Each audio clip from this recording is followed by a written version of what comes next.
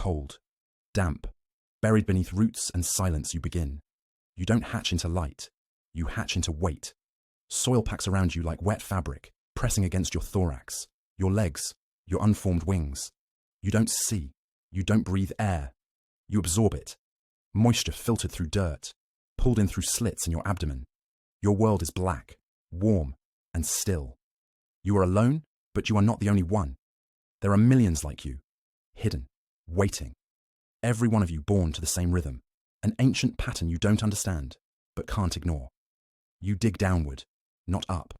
Not to escape, but to join the roots. You feed by piercing them. Tiny punctures in xylem vessels you cannot name. The pressure forces sap into your body, warm and thin. It keeps you alive. Years pass. You do not count them. You simply grow. You molt once, then again. The shell splits down your back. Your body stretches out, pale and soft, before hardening again. Each version of you leaves a shell behind, a hollow copy clinging to the tunnels you've carved. You move, slowly, carefully. The roots grow thicker with age. The soil shifts. Sometimes something bigger moves nearby. You feel its weight, moles, snakes, digging claws. You freeze, then vanish deeper into the dark. You molt a fifth time. Your legs are longer now. Your eyes expand behind skin. You begin to feel pressure building, not in your body, but in the world around you. You begin to hear. You've never heard before. Not like this. The sound is a dull pulse in the soil. At first you mistake it for weather. Later, you realize it's movement, the mass of others, like you, stirring. You are not ready, but you will be. Another year, then another. You are 12 now. You don't know what that means. Your tunnels collapse and you dig them again. The sap grows thinner. The roots shift. You begin to feel something behind your head. Not pain, just pressure, a sign. You molt again. You do it in silence. No one watches. No one helps. The world begins to pulse louder. One day, it changes. The soil grows lighter, softer. You sense warmth filtering down. The pulse becomes a call. You don't understand the sound, but you know what to do. You climb. Legs move slowly. You haven't used them this way. The tunnel rises, roots thin. The weight of dirt lessens.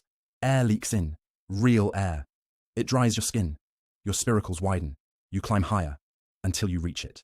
The ceiling ends, and the sky begins. A surface of leaves and wind and noise explodes above you. The world is too bright. Your legs slip. The dirt breaks apart. You don't fall. You emerge. 17 years underground. And now, you rise. You cling to bark, legs trembling. The air touches every part of you now. Dry, foreign, unfiltered. You've never breathed like this. Never seen the sky. Never felt weight without the press of dirt. Your back cracks. It doesn't hurt. It simply splits. Your old skin opens down the spine, peeling from your shoulders. Your new body crawls out slow, trembling, pale, soft, blind. You hang upside down, suspended by the tips of your legs. Your wings droop, wrinkled. You don't move. You wait. Because if you move now, before the shell hardens, before the blood fills your wings, you will fall and break. You don't know what wings are for yet, but you know they matter. 1 hour passes, then another. The sky darkens. The world grows loud. All around you, others are rising. The trees shiver with weight, not of wind, but of life. Hundreds, thousands, all climbing, all molting, all blinking in the moonlight with soft new eyes. You are not alone anymore.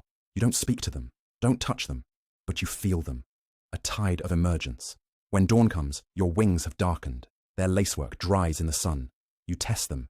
They twitch, stretch, fold, and open. You are ready.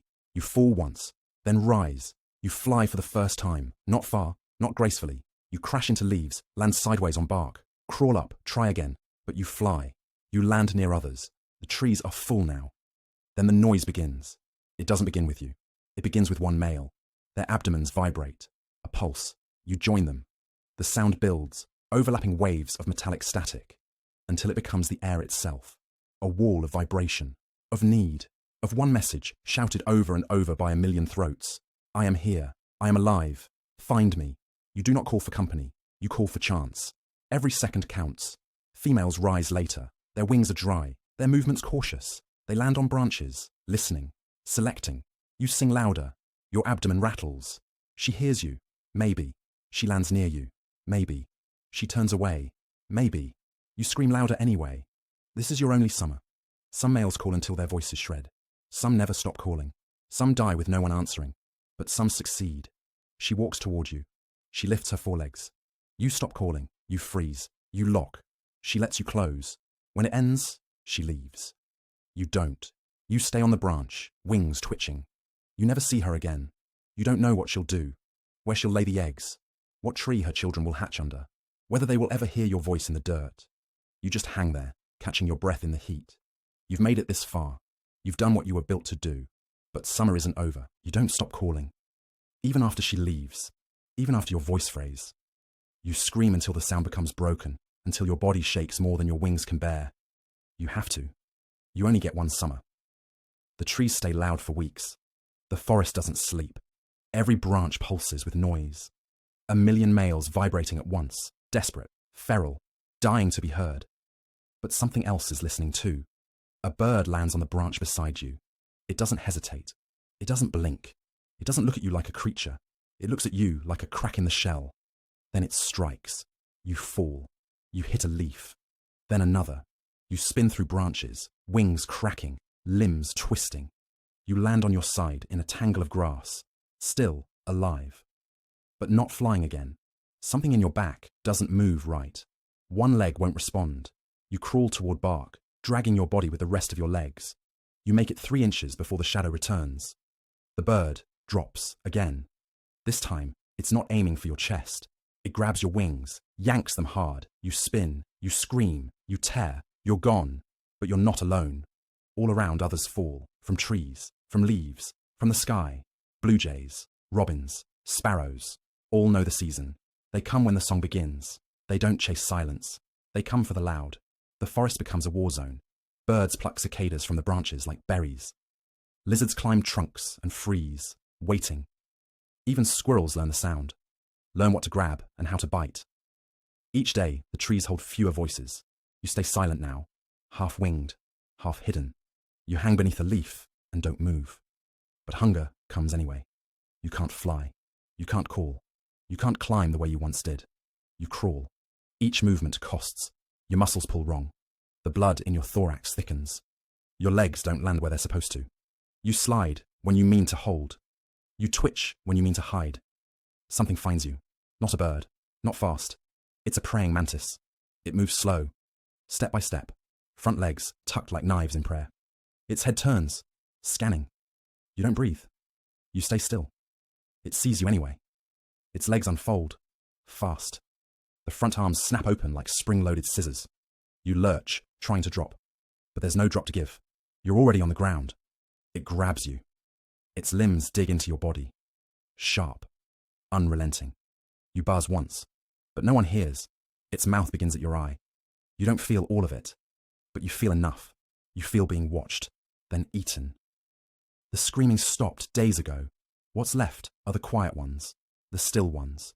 You should have died by now. Most did, but you're not dead yet. So you crawl. You bury beneath a pile of leaves. You don't belong here, not in the dirt again. But it's the only place that doesn't see you. You don't know how long you stay there. Long enough for the birds to forget you. Long enough for your wing to stop bleeding. Long enough to wish it had ended earlier. Then one day, you climb again. Not high, not far, just far enough to see the light. And for 1 second, you sing again. Not to call, not to mate, just to say, I'm still here. The forest doesn't answer, but it listens.